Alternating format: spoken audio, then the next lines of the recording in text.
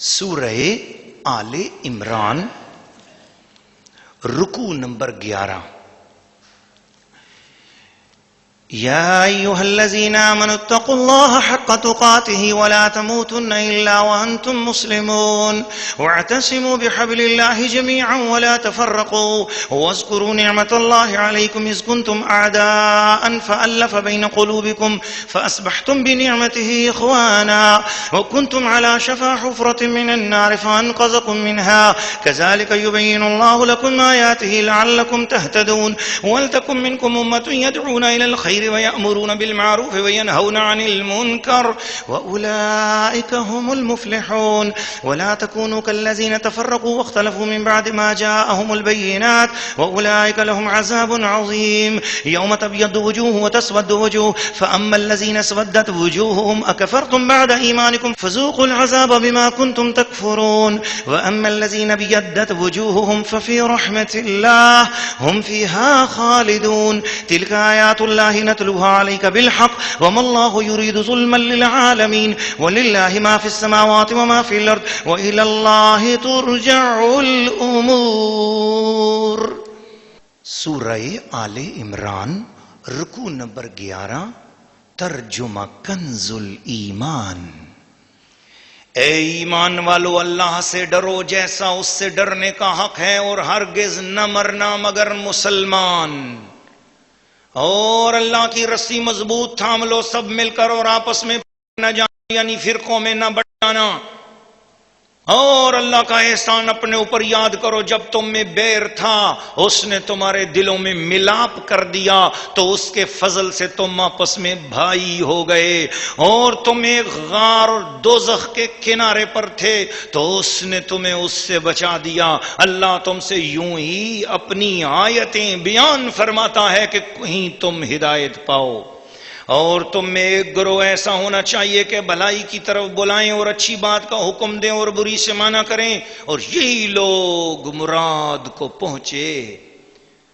اور ان جیسے نہ ہونا جو آپس میں پھٹ گئے اور ان میں پھوٹ پڑ گئی بعد اس کے کہ روشن نشانیاں انہیں آ چکی تھیں. اور ان کے لیے بڑا عذاب ہے جس دن کچھ منہ اونجالے ہوں گے اور کچھ منہ کالے.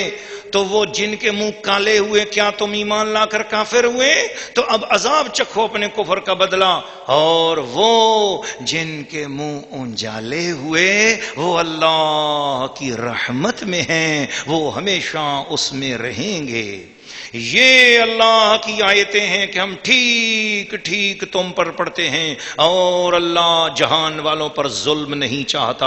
اور اللہ ہی کا ہے جو کچھ آسمانوں میں ہے اور جو کچھ زمین میں ہے اور اللہ ہی کی طرف سب کاموں کی رجوع ہے. سورہ آل عمران رکوع نمبر 11. تفسیر. پچھلے رکوع کی جو آخری آیت تھی 101 اس کے شان نزول میں شاس بن قیس یہودی کی بات آتی ہے. آپ کو یہ بتانا چاہوں کہ مدینہ شریف کے اندر دو ایسے قبیلے تھے, ایک کا نام تھا اوس اور ایک کا نام تھا خزرج. ان کے درمیان 120 سال تک آپس میں لڑائی ہوتی رہی, کوئی ان کی صلح نہ کرا سکا. آمنہ کا لال کیا آیا, حضور کے قدم مدینے میں کیا آئے, اللہ نے ان کی 120 سال کی دشمنی حضور کے طفیل دوستی میں بدل دی اور وہ آپس میں بھائی بھائی بن گئے.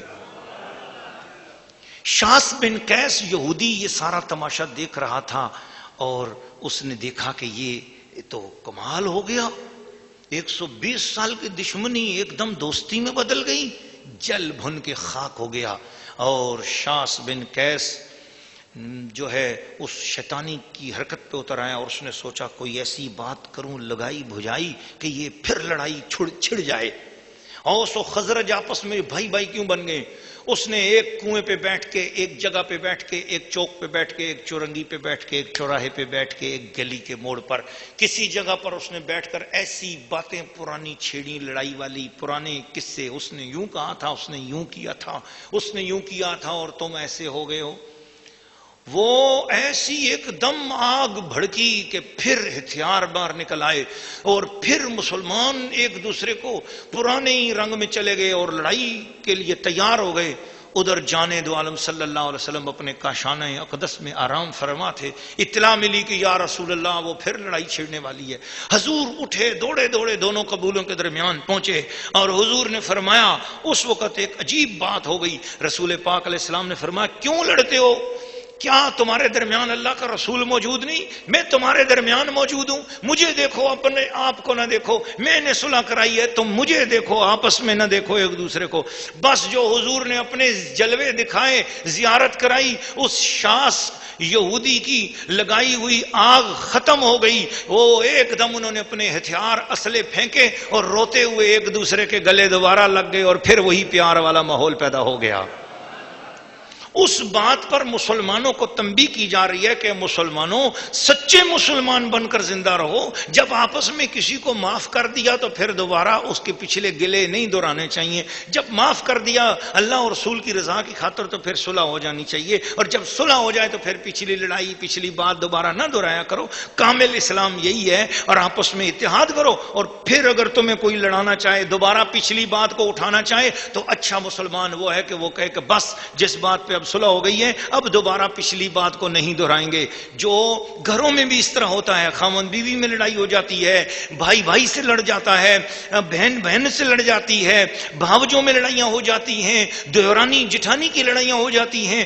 گھروں میں ایسا ماحول ہو جائے تو وہاں پر بھی اللہ کا حکم یہ ہے کہ جو پرانی بات, پچھلی بات ہے, اس کو دوبارہ بار بار نہ کہو. ایک بات جو قصہ ختم ہو جائے اس کو بار بار دہرانے والا اسلام والا پکا مسلمان نہیں ہے. وہ خدا کی نظر میں بہت بڑا مجرم ہے اور بہت بڑا گناہگار ہے, چاہے وہ مرد ہو چاہے وہ عورت ہو. اس لیے کوشش بلکہ کرنی چاہیے کہ کسی طریقے سے اگر لڑے ہوئے ہوں تو ان کا آپس میں محبت پیدا ہو جائے, پھر صلح ہو جائے. صلح کرانے میں تو برکت ہے, لیکن لڑائی کی پچھلی بات کو اکھاڑنا اللہ تعالیٰ کو بڑا ناپسند ہے.